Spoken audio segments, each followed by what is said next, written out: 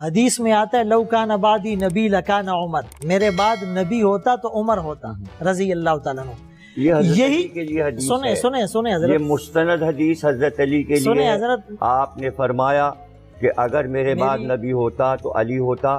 50,000 حوالے میں کل لا کے دکھا سکتا ہوں اہل سنت کے. یہ بات ایسی بات حضرت نہیں، حضرت عمر کے لیے نہیں. میں کمپلیٹ. اچھا، حضرت عمر رضی اللہ تعالیٰ عنہ کے بارے میں جو یہ روایت ہیں تو 50,000 تو خیر نہیں، یہ بھی مبالغہ اور غلو ہے.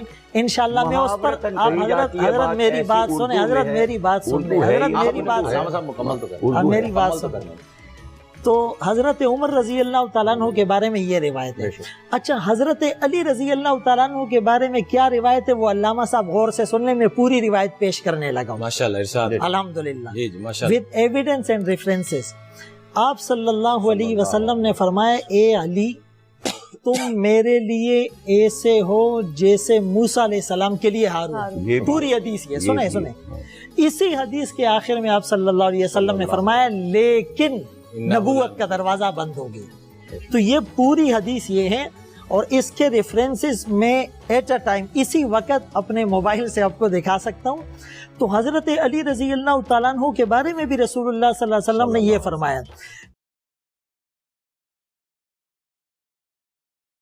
ایک جملہ بولنے دیں. دیکھیں اس دن یہ بات میں کر رہا تھا اور میں نے رسول اللہ صلی اللہ علیہ وسلم کی یہ بات پیش کی لو کان بعدی نبی لکان عمر.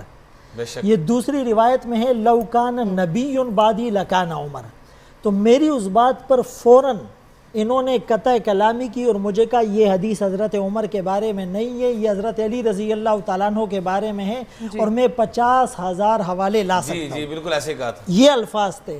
میں نے ان کو وہ حدیث عربی میں سنائی، اس کے حوالے مسند احمد کی حدیث کی کتابوں کے میرے پاس ابھی جیب میں موجود ہیں. یہ تمام علماء گواہی دیں گے یہ حدیث مستند ہے. یہ کی حیثیت سے یہ ہمارا فرض بنتا ہے کہ ہم لوگوں کو قرآن و سنت کی صحیح تصویر پیش کریں. ایک بات تو میں یہ عرض کروں گا کہ علامہ صاحب نے مسلسل دوسری دفعہ اپنے پروگرام میں کہا کہ علماء قرآن کی آیات پیش کرے، احادیث پیش کریں. الحمدللہ سارے پروگرام اس وقت ریکارڈ پر موجود ہے. ہم سب نے جتنی قرآنی آیات پڑھی، جتنی احادیث ہم نے پیش کی، تو علامہ صاحب صرف کہتے رہے لیکن قرآن کی آیات ان کی زبان پہ نہیں آئی، رسول اللہ صلی اللہ علیہ وسلم کی احادیث زبان پہ نہیں آئی.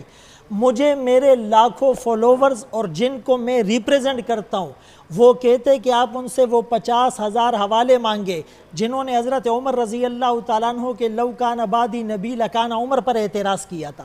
حضرت سیدنا ابوبکر صدیق رضی اللہ تعالیٰ، حضرت عمر فاروق رضی اللہ تعالیٰ، حضرت عثمان غنی رضی اللہ، حضرت مولا مشکل کشا علی المرتضیٰ رضی اللہ تعالیٰ، عشرہ مبشرہ، آپ ان سب کی عزت و اکرام فرماتے ہیں. میں جو کوشش کر رہا ہوں یہ جو فیس بک پہ ہو رہا ہے، ہاں کلیئر کریں. سب سے بڑی کوشش میری کیا ہے کہ سرکار دو عالم کے کردار کو محفوظ کر دیں آپ.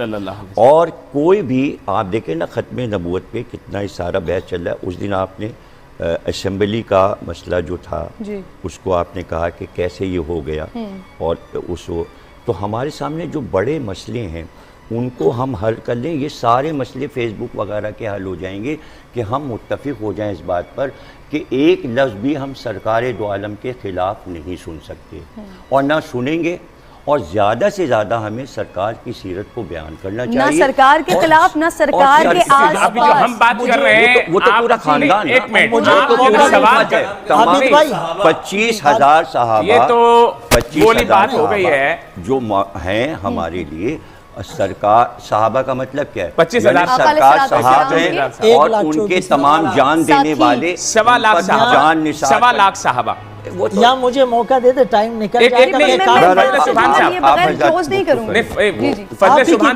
یہ والا جملہ تو آپ کہیں نا کہ ہاں آپ توہین حرام سمجھتے ہیں تمام. ابھی آ رہا ہوں، ابھی پروگرام بھائی آپ ایک جملہ تو بولیں. یہ کیا بات ہو گئی؟ تاثر صحیح جا رہا ہے مطلب علامہ صاحب کی غلط ہو رہا ہے فیس بک پر. نہیں، آپ تو حرام سمجھتے ہیں نا. آپ حرام سمجھتے ہیں؟ میں یہ سب بند کراؤں گا، درخواست دی ہوئی ہے۔ ارے آپ اپنا تو بتائیے، درخواست تو بعد میں دیں۔ آپ حرام سمجھتے ہیں ابو بکر صدیق کی توہین کو؟ یہ میں تو کہہ رہا ہوں کہ اخلاق سے گری کوئی بات نہ ہونی چاہیے۔ ابو بکر صدیق کی توہین کیا ہے؟ صحابہ، ارے آپ حضرت ابو بکر صدیق کی توہین کیا ہے وہ بتائیے۔ میں نے تو کوئی نہیں کی آپ بتائیے حرام ہے کہ نہیں؟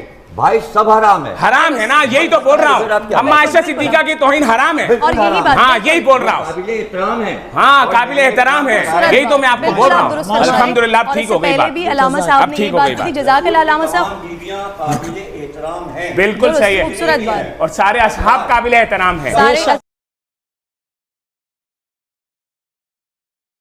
ازواج قابل احترام ہے، اہل بیت بھی قابل احترام ہیں۔ جی جی، یہی وہ چیز تبرع جو ہمارے ہاں واجب ہے، ہمارے یہاں تبرع واجب ہے۔ ایک ہے گالی بکنا، ایک ہے تبرع۔ تبرع کے معنی گالی بکنا نہیں، تبرع کے معنی ہے ہم نے دوری اختیار کر لی۔ ہم دوری ہے کہ اگر ان کا ذکر ہوگا ہم اٹھ کے چلے جائیں گے۔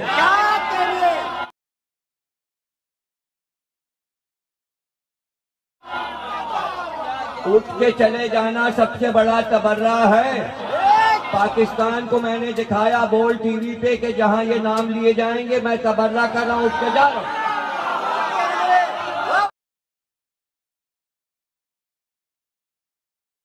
یہ حضرت عمر رضی اللہ تعالیٰ عنہ تو وہ ہیں جن کے بارے میں نبی علیہ السلام نے فرمایا عمر تیرے نام سے شیطان بھاگتا ہے۔